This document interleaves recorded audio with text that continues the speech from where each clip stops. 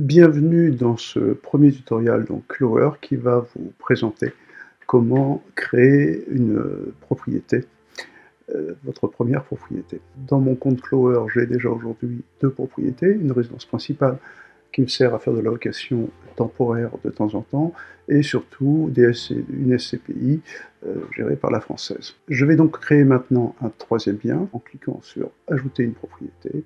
Je précise qu'il s'agit d'une maison, je lui donne un nom, donc en l'occurrence on va l'appeler cabinet, s'agissant d'un cabinet médical qui va être loué à 2 médecins.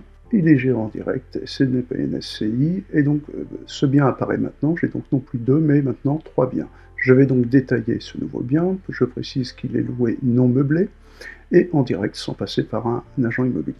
Je vais googliser donc son adresse, ce qui va me permettre de le localiser et d'avoir ensuite une très bonne évaluation de ce bien, tant en matière de valeur de marché qu'en matière de valeur locative. Donc je renseigne son adresse et ses caractéristiques principales qui vont me permettre effectivement de le caractériser, la surface du terrain, puisqu'il s'agit d'un pavillon en plus de la surface, et sa date d'achat, puis d'autres détails plus qualitatifs qui vont me permettre d'affiner toujours cette valorisation.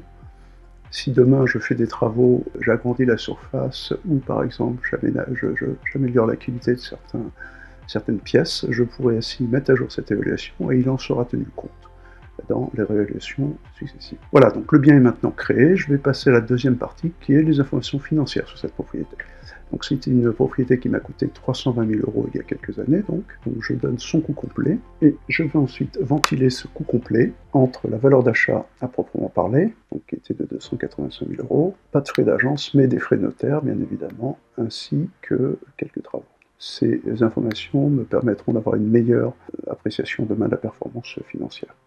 Voilà, on arrive maintenant à la partie importante qui est la déclaration d'un crédit associé à ce bien. Et là, c'est un élément important puisqu'on va télécharger votre tableau d'amortissement si vous l'avez, ce qui nous permettra de gagner beaucoup de temps ensuite, tous les mois, quand on recevra un remboursement de ce crédit, on pourra ventiler l'opération entre le capital, les intérêts et assurances, et puis ça nous permettra de savoir à tout moment le capital restant dû et ainsi d'être très pertinent dans nos évaluations financières ainsi que dans nos simulations. Voilà, donc je télécharge le fichier en question, je peux aussi le photographier, mais c'est toujours mieux si vous l'avez sous format de PDF, et il va être en arrière-plan analysé et les données qu'il contient vont rejoindre la description de votre bien. Voilà, troisième partie, c'est effectivement les informations fiscales concernant ce bien. En l'occurrence, là, il s'agit d'un bail classique, vide, et donc c'est assimilé totalement à une location vide. Dernier point enfin, les données de location. J'ai aujourd'hui 2 locataires dans ce bien, 2 colocataires. On va les créer successivement. J'ai un loyer global donc, de 2 500 €, décomposé en 1 250 plus 1 250. Je n'ai pas de charge s'agissant d'un bail commercial, et je vais maintenant créer successivement les 2 locataires. Donc un premier locataire. Alors c'est 2 colocataires, ça pourrait être aussi 2 locataires, un locataire qui est parti et dont le solde de tout compte n'est pas encore établi, et un nouveau locataire. Donc effectivement, la compte Clower va vous permettre de gérer aussi les comptes des différents locataires.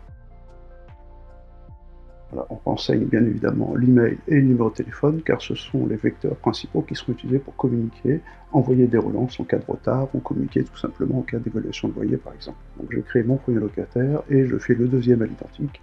Et nous en avons fini avec la création du bien sous toutes ses coutures, et il restera ensuite l'association d'un compte bancaire pour récupérer les données, ce qui donnera l'objet d'un prochain tutoriel. Voilà, merci, à très bientôt.